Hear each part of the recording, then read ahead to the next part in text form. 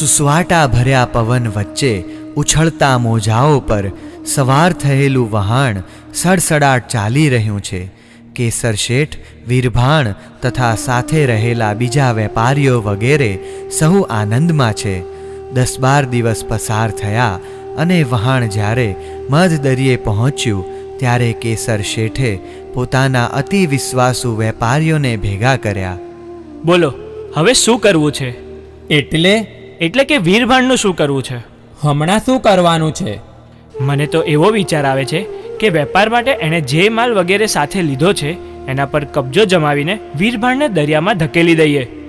અરે કેસર શેઠ, તમારી બુદ્ધિ ગેપ થઈ ગઈ લાગે છે. અરે આ વીરભાણ તો ભારે પુણ્યશાળી છે, એની તમને ખબર નથી? એટલે તમારું શું એમ કહેવું છે કે દરિયામાં પડ્યા પછી એનું પુણ્ય એને બચાવી લેશે? ના, એ નથી કહેવું. વાત એમ છે કે એની ઉપસ્થિતિ માત્રથી પેલો સાગરદત્ત કરોડો રૂપિયા કમાઈ ગયો, એ આપણે સૌ જાણીએ છીએ. આપણે અત્યારે વેપાર માટે પરદેશ જઈ રહ્યા છીએ. હવે જો પરદેશમાં આ વીરભાણ આપણી સાથે હશે તો આપણે લખલૂટ પૈસા કમાઈ જઈશું, અને એને જો અત્યારે જ દરિયામાં ધકેલી દેશું તો પરદેશમાં આપણે કરશું શું? એટલે શું, વીરભાણને જીવતો રાખવાનો? હા, હમણાં તો જીવતો જ રાખવાનો. પરદેશમાં ધંધો કરીને આપણે જ્યારે પાછા ફરશું ત્યારે વીરભાણને દરિયામાં ધકેલી દેવાની યોજના અમલી બનાવશું. હા ભાઈ, આ વાત બરાબર છે. અને હું તો ત્યાં સુધી કહું છું કે અત્યારે તો આપણે બધાએ તેની સાથે ખૂબ પ્રેમાળ અને સૌજન્ય ભરેલો વ્યવહાર રાખવો કે જેથી એને આપણા આ કાવતરાની ગંધ સરખી ન આવે. બાકી પછીની બાજી તો આપણા જ હાથમાં છે. આ નિર્ણય કરીને સૌ ઊભા થયા અને નક્કી કર્યા મુજબ જ વીરભાણ સાથેના વ્યવહારમાં એ સૌએ ભારોભાર મીઠાશ ઊભી કરી અને એક દિવસ વહાણ કાંતિપુર નામના નગરે લાંગર્યું. આખાય નગરમાં ખબર પડી કે ઉજ્જૈનીઓના વેપારીઓ અઢળક માલ લઈને અત્રે વેપારાર્થે આવ્યા છે. લોક ઉમટ્યું સાગર તટે. કાંતિપુરના વેપારીઓએ ઉજ્જૈનીના વેપારીઓની આગતા સ્વાગતા કરી અને માલ લઈને નગરમાં આવવાનું આમંત્રણ આપ્યું. વીરભાણ સાથે હતો એટલે વેપારમાં થઈ રહેલી કમાણીનો કોઈ હિસાબ નહોતો, અને એમાંય વીરભાણના સૌમ્ય સ્વભાવે તો ભલભલાના દિલ આકર્ષી લીધા. ભાઈ, લક્ષ્મી સાથે નમ્રતા જોવી હોય તો વીરભાણને નિહાળી લો, અને રૂપ સાથે સદાચાર જોવો હોય તો પણ વીરભાણને નિરખી લો. આખાય નગરમાં ચોરે ને ચૌટે વીરભાણની પ્રશસ્તિ થવા લાગી, અને વીરભાણે પણ ઉદારતા દાખવવામાં પાછી પાની ન કરી. મન મૂકીને એ વરસવા લાગ્યો. બીજા વેપારીઓ માત્ર સંગ્રહમાં પડ્યા હતા ત્યારે વીરભાણે દાનની ગંગા વહાવી. એની દાનની ગંગાએ એને કલ્પનાતીત પ્રસિદ્ધિ અપાવી. પણ કેસર શેઠની હાલત ભારે ખરાબ થઈ.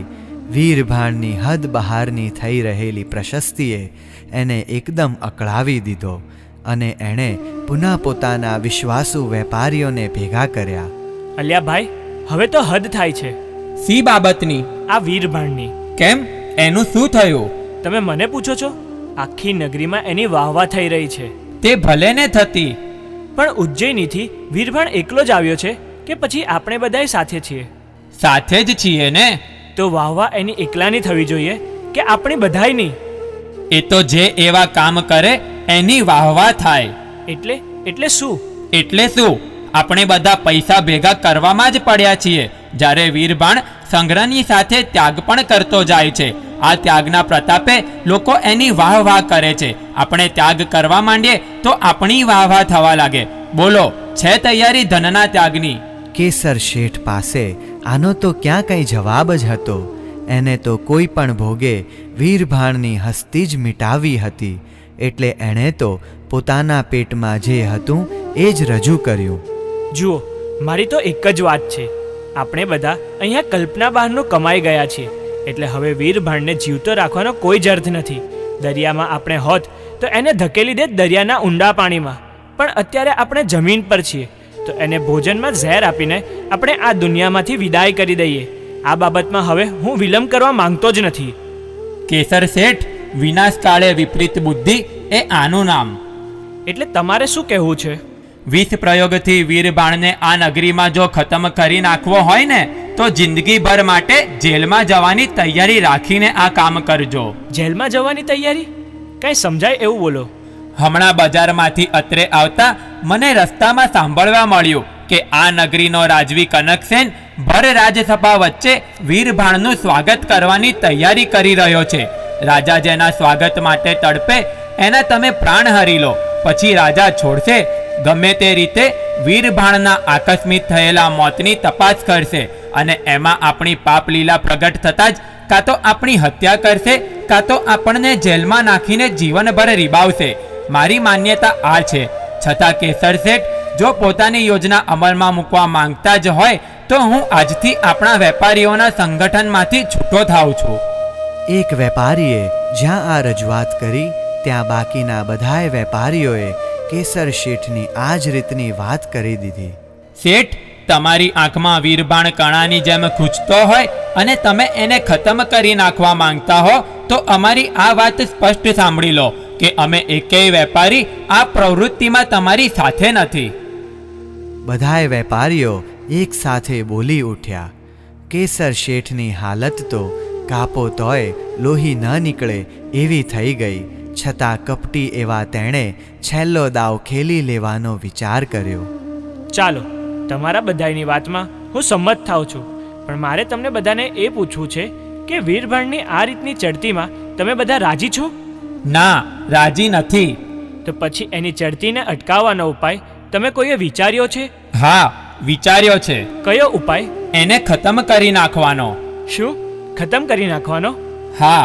તો એ ઉપાય તો મેં હમણાં જ રજૂ કર્યો હતો. તમે બધાએ એને ઉડાડી દીધો, એનો વિરોધ કર્યો. કેસર શેઠ, એ ઉપાયનો વિરોધ નથી કર્યો, એ ઉપાયના સ્થળનો વિરોધ કર્યો છે.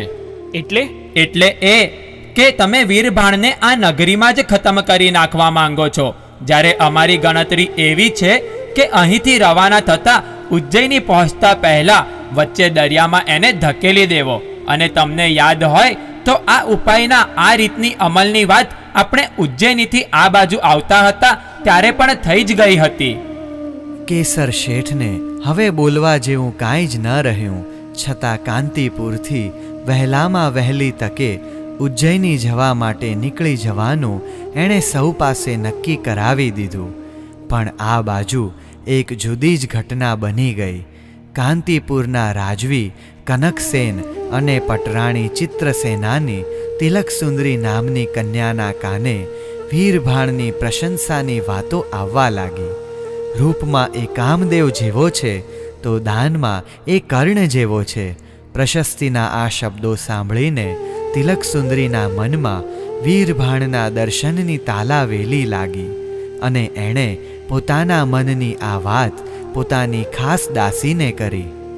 કુંવરીબા, આપ નિશ્ચિંત રહો. વીરભાણના દર્શનની તક મળતાની સાથે જ આપણને એની જાણ કરીશ. અને એ તક એકદમ નજીક આવી ગઈ. રાજવી કનકસેને પોતે જ વીરભાણના ગુણશ્રવણથી આકર્ષાઈને એને રાજસભામાં આવવાનું આમંત્રણ આપ્યું. રાજસભામાં દાખલ થઈ રહેલા વીરભાણને જોતા વેંત જ કનકસેન સ્તબ્ધ થઈ ગયો. ક્ષત્રિયને શોભે એવી તો એની ચાલ છે. રાજકુટુંબના કોક સભ્ય જેવી તો એની તેજસ્વી મુખાકૃતિ છે, જેની હાજરી માત્રથી શત્રુઓ ધ્રુજી જાય એવું તો એનું વ્યક્તિત્વ છે. પ્રથમ દર્શને જ આકર્ષાઈ ગયેલા કનકસેને વીરભાણ સાથે બીજી બધી તો ઘણી વાતો કરી, પણ રાજસભા બરખાસ્ત કરતા પહેલા કનકસેને વીરભાણ પાસે એક માંગણી મૂકી. વીરભાણ, મારી એક વાત તમારે સ્વીકારવી પડશે. આજ્ઞા કરો મહારાજ. જ્યાં સુધી આ નગરીમાં તમારે રહેવાનું થાય ત્યાં સુધી રોજ આ રાજસભામાં તમારે આવવાનું. ચંદ્ર વડે જેમ રાત્રિ શોભે છે, હંસોથી જેમ સરોવર શોભે છે, તેમ તમારી ઉપસ્થિતિથી આ રાજસભા શોભી ઉઠશે. રાજન, આપે રાજસભામાં રોજ ઉપસ્થિત રહેવાનું આમંત્રણ આપીને આપના દિલની ઉત્તમતા પ્રદર્શિત કરી છે, પણ આપે મારી જે પ્રશસ્તિ કરી છે એ પ્રશસ્તિને લાયક તો હું હરગી જ નથી. અલબત્ત રોજ રાજસભામાં આવવાના આપના પ્રેમાળ આમંત્રણનો હું સહર્ષ સ્વીકાર કરું છું. કનકસેન અત્યંત આનંદમાં આવીને વીરભાણને ભેટી પડ્યો. રાજસભા બરખાસ્ત થઈ.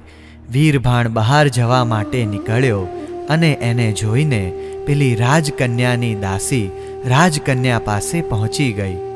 કુંવરીબા, જલ્દી કરો, વીરભાણના દર્શન થઈ જશે. અને અતિ ઝડપથી આવેલી તિલક સુંદરીએ એક ખૂણામાં ઊભા રહીને વીરભાણના દર્શન કર્યા. પ્રથમ દર્શને જ એ વીરભાણને દિલ આપી બેઠી.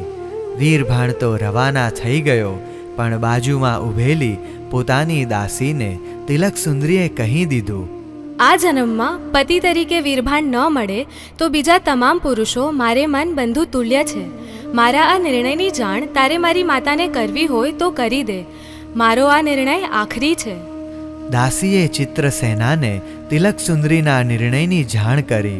ચિત્રસેનાએ રાજવી કનકસેનને વાત કરી અને આ વાત સાંભળીને કનકસેન તો રાજીનો રેડ થઈ ગયો. વીરભાણ જેવો પરાક્રમી અને ગુણ સંપન્ન યુવક જો જમાઈ તરીકે મળતો હોય તો એના જેવું રૂડું બીજું શું છે? અને બીજે દિવસે કાંતિપુરમાં કનકસેને ઢંઢેરો પીટાવ્યો કે રાજસભામાં સૌએ આવતીકાલે હાજર રહેવાનું છે. રાજવી કનકસેન એક અતિ મહત્વની જાહેરાત કરવાના છે. લોકોમાં કુતૂહલ ફેલાયું. કોણ જાણે રાજવી શી જાહેરાત કરશે? શું કોઈ દુશ્મન રાજાના આક્રમણના સમાચાર હશે? ખેર, જે હશે તે આવતીકાલ ક્યાં દૂર છે.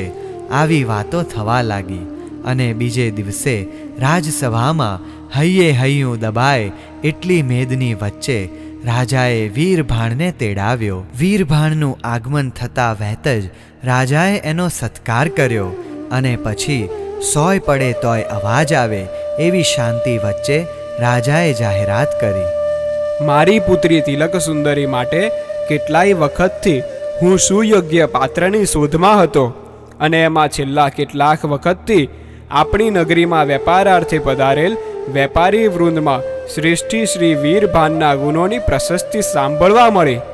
રાજસભામાં આમંત્રણ આપીને મેં એમને બોલાવ્યા. એમની વાતચીત કરવાની ઢબ, સંપત્તિ છતાં અપાર નમ્રતા, સુંદર રૂપ છતાં મુખ પર ફેલાયેલ સદાચારની સુવાસ, આ બધું જોતા મારી તિલક સુંદરી માટેના સુયોગ્ય પાત્રની શોધની ચિંતા હવે ટળી ગઈ. આજના મંગલ દિને સહુ નગરજનો વચ્ચે હું તિલક સુંદરીને વીરભાણ સાથે વરાવવાનું જાહેર કરું છું. એના પ્રતિકરૂપે હું વીરભાણને શ્રીફળ આપું છું. આટલું બોલી રાજવી કનકસેને સોનાની થાળીમાં રહેલ શ્રીફળ ઉઠાવ્યું અને વીરભાણને પોતાની નજીક બોલાવ્યો. રાજન, જાત ન્યાત ભાત જોયા વિના આપે આપની કન્યા મને કેમ આપી દીધી એ સમજાતું નથી.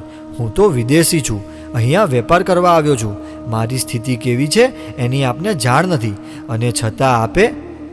વીરભાણ, ખૂણામાં પડેલું અત્તર જેમ સુગંધ દ્વારા પોતાના વ્યક્તિત્વની જાહેરાત કરી દે છે, તેમ ખૂણામાં રહેલા તમે તમારા વ્યક્તિત્વનો પરિચય ગુણોથી ફેલાયેલી સુગંધ દ્વારા આપી જ દીધો છે. એટલે નાત જાત વગેરે પૂછવાની માથાફોડમાં હું પડ્યોય નથી અને પડવા માંગતોય નથી. આખું કાંતિપુર આ જાહેરાતથી હર્ષના હિલોળે ચડ્યું. માત્ર એક જ માણસ દુઃખી હતો, કેસર શેઠ. વસંત ઋતુમાં કરમાતા અને પાનખર ઋતુમાં વિકસતા જવાસા જેવો એ બિચારો કનકસેનની આ જાહેરાતથી જીવતો સળગી ઉઠ્યો.